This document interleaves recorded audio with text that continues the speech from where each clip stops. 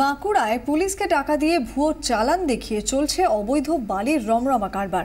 প্রশাসনের কাছে বারবার জানিয়েও ফল না হয় শতাধিক বালির ট্রাক আটকে বিক্ষোভ দেখালো গ্রামবাসীরা। ঘটনাস্থলে যেতে হয় পুলিশ প্রশাসনকে, আটক করা হয়েছে একজনকে। ট্রাক প্রতি 150 টাকা, কোথাও খাই একটু বেশি 200 থেকে 500 টাকা দিলেই কোনো প্রশ্ন না করেই বালি ট্রাক ছেড়ে দিচ্ছে পুলিশ। গোটা বাঁকুড়া জেলার এটাই চিত্র। প্রতিটি থানা এলাকায় সিভিক পুলিশকে সঙ্গে নিয়ে দাঁড়িয়ে থাকছে ছোটবাবু মেজবাবুরা। পার হচ্ছে বালি ভর্তি ট্রাক। বাঁকুড়ার ওন্দায় বালির অবৈধ চোরাচালান আটকাতে গিয়ে উঠে এলো এমনই তথ্য। থানাকে টাকা দিলেই পার হয়ে যান। পার হয়ে যায় বলতে কি, পার হয়ে যায় তো আমাদের তো আনলার লোড টাকা দিতেই হবে। সব থেকে মেন কথা কি বুঝলেন, আমি বলবো তাহলে হ্যাঁ, সব থেকে মেন কথা হচ্ছে আমি 350 মাল লোড করলো, আমার ওভারলোড, কাজে আমাকে দিতেই হবে ভয়ে ভয়ে।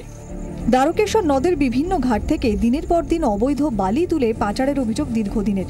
প্রতিদিনই বিভিন্ন ঘাট থেকে বালি তুলে পাচার হয়।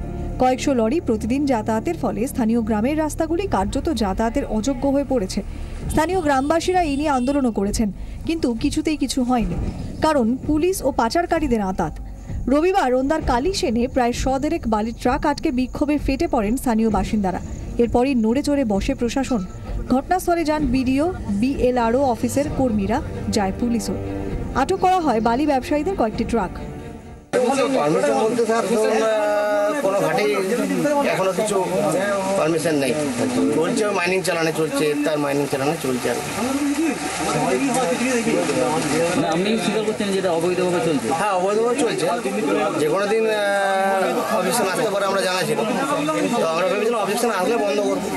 পুলিশ ও প্রশাসনের মদতে চলছে এই বালি পাচার চক্র। কার্যত তাই জানিয়েছেন ট্রাক চালক থেকে বালির অবৈধ ব্যবসায়ীরা। ব্যুরো রিপোর্ট, 24 ঘন্টা। বালি কারবারিদের দৌরাত্মে ভেঙে পড়ার মুখে আরামবাগের দ্বারকেশ্বরের সেতু। সেতুর পিলারের চারপাশে বালিও তুলে নিয়েছে পাচারকারীরা। বালি তুলে নেওয়ায় পিলার ধসে যাওয়ার উপক্রম হয়েছে। আরামবাগে দ্বারকেশ্বর নদের ওপর এই সেতু দিয়ে প্রতিদিন চলাচল করে শতাধিক গাড়ি। হুগলির বিস্তীর্ণ অংশের সঙ্গে 2 মেদিনীপুর, বাঁকুড়া, পুরুলিয়া ও বর্ধমানের অন্যতম সংযোগকারী এই সেতুটি যে কোনো সময় হুড়মুড়িয়ে ভেঙে পড়তে পারে, কারণ সেতুর পিলারের ভিত্তি দুর্বল হয়ে পড়েছে। 3টি পিলারের অবস্থা আশঙ্কাজনক। বালি কারবারিরা পিলারের চারপাশ থেকে বালি তুলে নিয়েছে। পিলারের চারপাশ থেকে কোথাও 4 ফুট, কোথাও আবার 8 ফুট গভীর করে বালি তুলে নেওয়া হয়েছে, অথচ স্থানীয় সরকারি আধিকারিকদের কোনো হেলদোলই নেই। ব্রিজটা ভেঙে তো পড়বে, গর্ত হয়ে গেছে, তো আর কি পড়বে না, পড়ে যাওয়ার জন্যই তো ব্যবস্থাটা করেছে। স্থানীয় মানুষ দাবি তোলায় এলাকায় যান আরামবাগ পুরসভার চেয়ারম্যান স্বপন নন্দী। আপাতত পিলারগুলির চারপাশে বালির বস্তা রাখার নির্দেশ দিয়েছেন তিনি।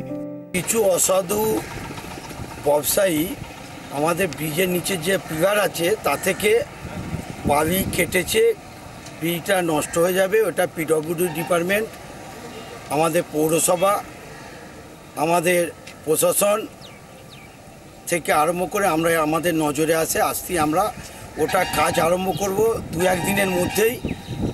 নিচোটাকে আমরা বালির বস্তা দিয়ে পিডব্লিউডি ওরা প্যাকিং করবে।